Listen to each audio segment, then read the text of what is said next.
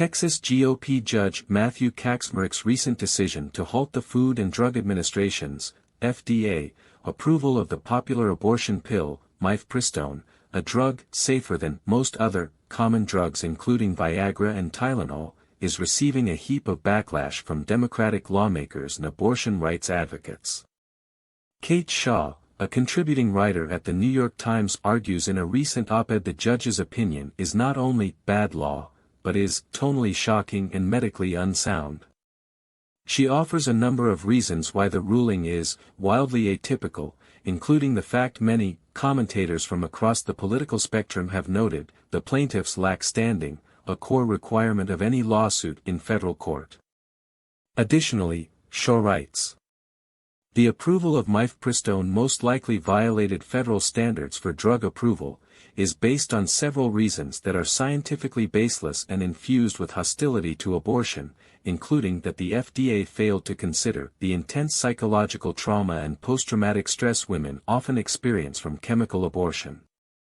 Because of the ruling's significant lack of standing, Shaw admonishes the administration to forcefully resisting this opinion by using every tool available to highlight the lawlessness of what the judge has done and to limit any damage that may occur.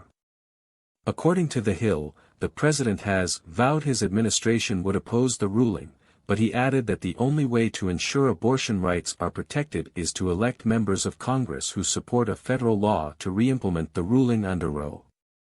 However, Shaw urges the Democratic administration to take the position, as some law professors have argued, that the court cannot require the FDA to enforce its decision and that under long-settled principles of administrative law, the agency retains enforcement discretion. Under this reading, mifepristone manufacturers and distributors could continue to produce and sell their products, potentially under FDA guidance explaining the agency's planned approach to exercise its enforcement discretion. Shaw writes, depriving women of access to mifepristone, as this decision eventually could do, would have extremely damaging consequences.